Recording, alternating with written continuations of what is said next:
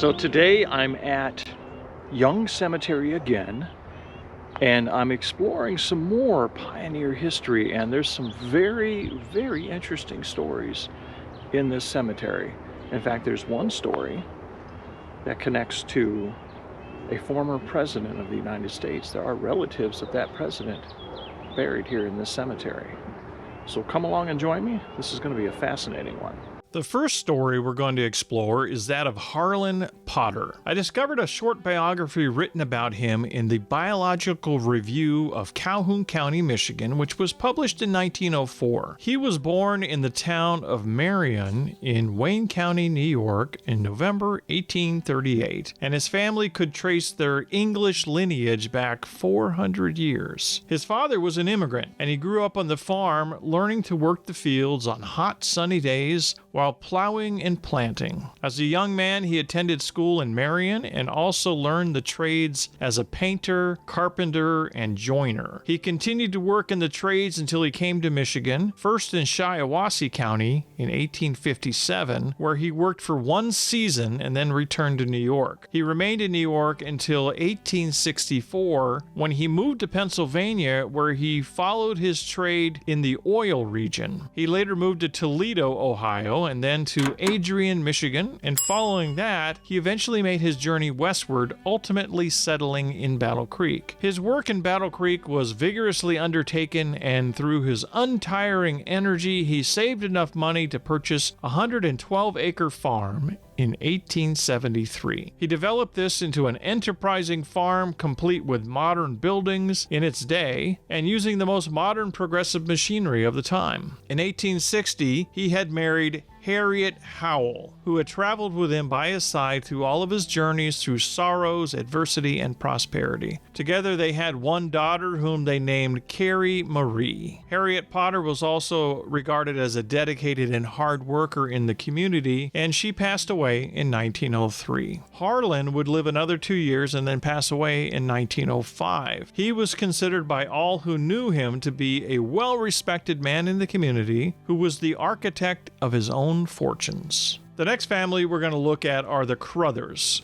George Crothers Sr. was born in 1815 in Ireland. He immigrated to the United States as a young man, residing in New York until at least 1858, when his son George was born. And we know that he came to be a farmer in Battle Creek by at least 1873, per the Calhoun County Atlas of that year. So somewhere between 1858 and 1873, he made his journey to Michigan from New York, like so many did during that time, and he owned a 68-acre farm, which was adjacent to Harlan Potter's farm. In 1887, he caught the attention of the local newspaper for his industry in threshing wheat that year, when he raised an impressive 584 bushels of wheat from just 25 acres of his farm, with an average yield being a little over 23 1/3 bushels per acre, according to an article in the Battle Creek Daily Moon. This was during the time of high-yield wheat harvesting in the county, which I made a video about this entitled The Golden Harvest, which I'll put a link to that in the description below. George passed away at the age of 78 in 1890 following an illness with typhoid pneumonia that lasted about 9 weeks. His estate passed to his sons George W. Crothers, who appears to have sold the farm and other property owned by his father, as he was listed in his obituary as being an employee of the Advanced Pump and Compressor Plant. George W. Crothers was born in New York in 1858, as mentioned earlier, and married Rowena Kenyon in 1884 at the age of 26. She was 19 years old at that time, and through unfortunate illness, she died in 1887 at the age of 22, just 4 months after delivering their only child together. Her cause of death was listed as consumption, which in the 1800s, that term was for describing the wasting away of the body, particularly from pulmonary tuberculosis. 10 years later, he married again and took the Michigan Central Railroad west for a short wedding tour. They were together for a mere 7 years when she too passed away in 1904, but her cause of death was reported as brain trouble, and there was really no other description in her obituary, so I'll leave you to ponder that one. In 1909, George was married for a third time, this time to Margaret E. Williams. They held a small private ceremony this time at the home of a local pastor. Following Following this, the bride and groom took the interurban west for a short wedding visit with family. He was still employed by the Advanced Pump and Compressor Company at this time, according to his wedding announcement. George himself passed away in 1916 at the age of 57, following a long illness. Margaret would survive him. William H. Gething was the son of pioneer farmers, having grown up on the Goguac Prairie. His father was Thomas Gething, and his mother was Ellen Morgan Gething, both natives of England. His grandfather was William Gething, who is also buried at Young Cemetery and has his prominent monument in the family plot. Thomas Gething and his father William Sr. first settled in New York before moving to Michigan in 1854. Thomas owned a farm that was 240 acres. William Sr. passed away in 1871, and his father, Thomas, passed away in 1875. William H. Gething lived to the age of 78, passing away in 1936 on the same farm that he lived and worked all his life. He was survived by his wife Nettie, and their only child was a son, William Wesley Gething, who died at the age of 6 from meningitis in 1922. Today, Gething Road in Battle Creek bears the family name.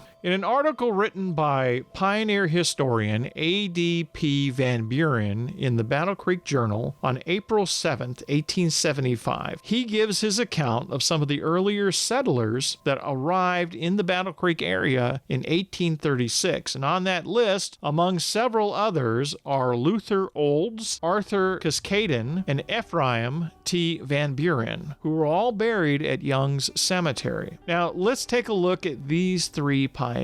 Luther Olds was born November 17, 1793 in New York and died January 17, 1876 at the age of 82. There was not much else available on him other than he was an earlier pioneer farmer in the area, as mentioned in the article, and as per the 1873 atlas, it does not show his farm on it, so it may be that he divested himself of the farm before that edition was published, but there was limited information on Luther Olds. Arthur Cuscadin was born in Lurgan County, Ireland in 1810. He was described as one of the oldest and most substantial citizens and a self-made man at the time of his death in 1902. By hard work and good management, he had accumulated a considerable fortune and was distinctly known as a man of honor in the community. His story is such that his mother died when he was just 2 years of age, and his grandmother stepped in to take over her role until he was age 16. At that point, he learned the weaver trade and worked hard at it for 5 years, saving his money so that he could make a journey to America. On July 9, 1835, he landed in Quebec, Ontario, where he remained for 2.5 years, after which he came to the United States, moving to Vermont. He later moved to Battle Creek in 1840 and settled into his work. As soon as he earned $50 after his arrival, he purchased 40 acres of land and later more land over time until his farm grew into one of the wealthiest farms in the area. He married Hannah Wilson in 1844, but they never had any children, but it was described that their love and tenderness to each other was intense. They were active in the Methodist Church, and Arthur became a prominent figure in the area, living to the age of 91 years, ultimately passing away in his sleep on his farm. Arthur Cuscadin seems to have his name misspelled on his headstone, where it is written as 𝗬𝗎𝐶𝑎DIN, but his obituary, followed by a note from his wife, it is spelled 𝗬𝗎𝐶𝗎𝐷EN. A.D.P. VanBuren, who also knew him, spelt the name as 𝗬𝗎𝐶𝗎𝐷EN, so it's possible that when he entered the United States, the immigration office misspelled his name on his documents,